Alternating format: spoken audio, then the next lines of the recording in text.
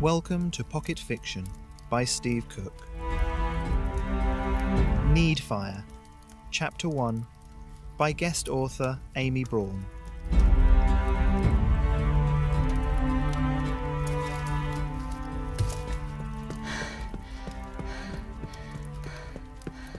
They were closing in behind us. We had to run faster. If they caught us, they were going to rip us to pieces. Literally.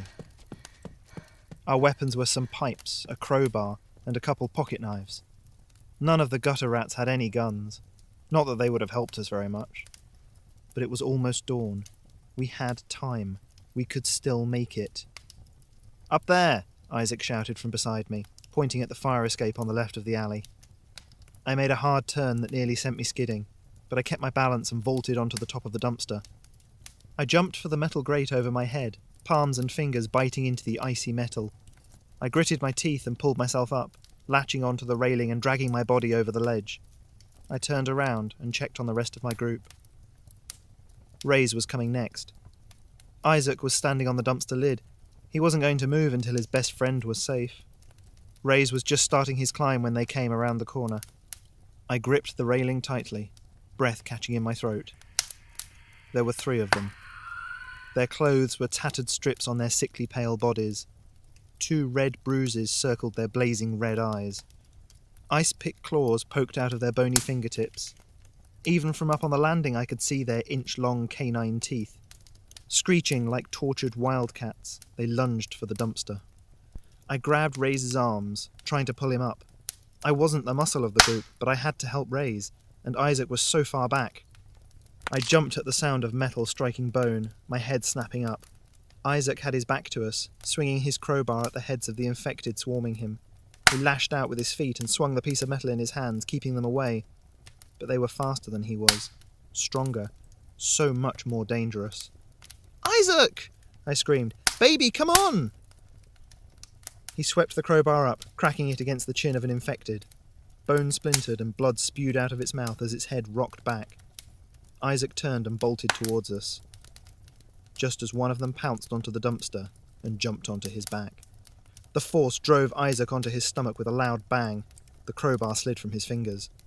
The monster pulled its head back, extending its fangs, and sank them into Isaac's neck. Time slowed.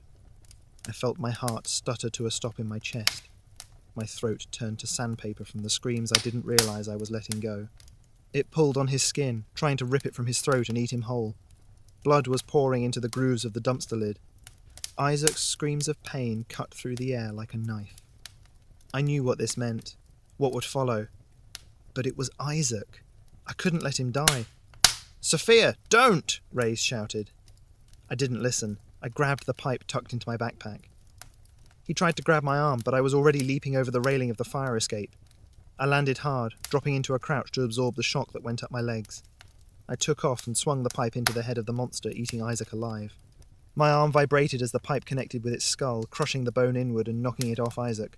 I hammered the pipe down onto the top of its head, hearing another sickening crack. The monster fell off the dumpster lid. I rushed towards Isaac when an icy grip hooked my ankle and pulled me off the dumpster. I landed hard on my back, skull smacking against the pavement. I thought I heard Ray's call my name, but it was hard to tell from the pounding in my head. The world was blurred above me, the ground hard under me. Everything became crystal clear when I heard the snarl and saw the infected monster jump on me. I brought the pipe up just in time, placing it under its throat. It snapped and hissed, spittle raining on my face. My arms trembled as I tried to hold it off. I brought my knees up and pushed, desperate to get it away. Sharp claws scraped along my side, dragging down me like nails. I cried out, my arms buckling. I twisted my head away, hearing jaws clamp open and shut just above my ear. I smelled the stale blood on its breath and nearly gagged. There was a sharp crack that caused the infected creature to stiffen and roll off my body. I turned my head forward and opened my eyes. Ray's was above me, the hooked edge of Isaac's crowbar embedded deep in the infected skull. Fighting vertigo, I got to my feet and looked at Ray's. He was breathing heavily.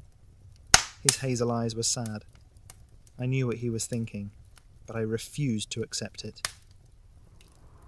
A vehicle rumbled down the street. Tires screeched as it pulled to a stop. I twisted around and looked at Reyes. "Hide him," I whispered harshly. His eyes widened. "Are you insane?" "Hide him, Reyes!" My friend shook his head, but worked on lifting up a lid of the dumpster. He pulled it open and slid inside, dragging Isaac with him. I faced the mouth of the alley, relieved when I heard the dumpster lid slam shut. The two apostles marched in, guns raised and pointed at me. I held up my hands, wincing as the opened wounds were pulled against my ribs. The flashlights on their rifles blinded me as they walked forward. "I'm not infected," I cried. "I'm not one of them! Please!" One of them turned and shot one of the corpses on the ground. I jumped at the harsh bang, taking a step back. "Drop the pipe," the other man commanded. I let it slip from my fingers and clatter onto the ground. I took another step back, but he grabbed my wrist and slammed me against the side of the dumpster. I pressed my palms to it, wishing my heart would slow down. More gunfire cracked as the other infected were confirmed dead. The man's partner used his radio to call for a retrieval crew in the area. The apostle started running his hands over my body, pulling my hair away from my neck and looking for bite marks. "I wasn't bitten," I said quietly. "Stay still and shut up, rat," he shot back gruffly. I squeezed my eyes shut and remained as motionless as possible. It was very hard to do when his hands roamed over my chest, down my stomach, and over the rest of my curves. If I'd had the pipe, I would have smacked him in the head with it, but that defiance would have ended with me being shot. It was uncomfortable, but at least it wasn't sexual. He poked and prodded the claw marks on my ribs.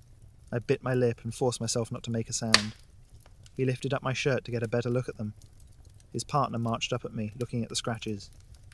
"She clean?" he asked. The first apostle jabbed my throbbing wounds again. The pinching pain had me grimacing. "Looks like she got scratched. No bites." The man's hand clamped on my shoulder. He whirled me round and slammed my back against the side of the dumpster. "Who else is with you?" he demanded. "No one," I replied in a quiet voice. He grabbed my shoulders and slammed me against the cold metal again. "Who else is with you?" "No one!" I screamed back. His cold blue eyes stared at me from under his tactical helmet. All the street apostles dressed like the old SWAT teams used to, only these men were much more ruthless. The radio on the chest of the second apostle crackled to life, saying something about a nest and backup being required. The man muttered a reply. "Come on," he said. "Beta's getting swarmed. They need help." The apostle looked from his partner to me. He shoved me away from him, and suddenly I could breathe again. I gasped in air, wrapping my arms around my middle. He looked at me coldly for another long minute before his partner urged him away. While they exited the alley, I grabbed the lead pipe. I grimaced with every small motion as I placed it between the straps of my backpack. I lifted my shirt and looked at the scratches. They would be sore for the next few days, but they would heal on their own after I cleaned them. I didn't need stitches, and I wasn't going to bleed out. As soon as I watched the apostle's SUV drive away, I climbed up the dumpster and threw open the lid. That was when Isaac screamed. He started thrashing and jerking around, his best friend needing to pin him down by his shoulders. Reyes looked at me. He felt as tormented as I did. I looked at my boyfriend. The skin on his neck was still smeared with blood, but the wound had healed over. My stomach clenched. Isaac was infected. Reyes came to the same conclusion. "Sophia." "No," I said, knowing where his thought process was going. "No, we're not doing that. We don't have a choice. You've seen what happens." "We are not killing him," I barked. "Oh, that's romantic and all, but how the hell are we supposed to keep him from killing us first?" I crouched down, reaching for them both. "We'll worry about that later. Right now, we need to get out of Apostle territory." We waited about a minute for Isaac to calm down. His entire body slumped, like all the energy and strength had been vacuumed out of him. Reyes sighed and slung Isaac's arm over his shoulder to hoist him up. My ribs strained agonizingly when I reached forward and helped lift Isaac out of the dumpster. I sat him upright so Reyes could hop out. He was shivering. "You're hurt," he whispered. "So are you," I told him, brushing the dark hair off his eyebrows. Isaac closed his eyes. "Fia, what are you doing? You know how this ends." I wrapped my arms around his shoulders to keep him warm and kissed his chilly forehead. "We'll find a place to rest. Then we'll talk." I had no idea what I was doing, but I did know that I wasn't going to let Isaac die. or watch him turn into the monster we feared most.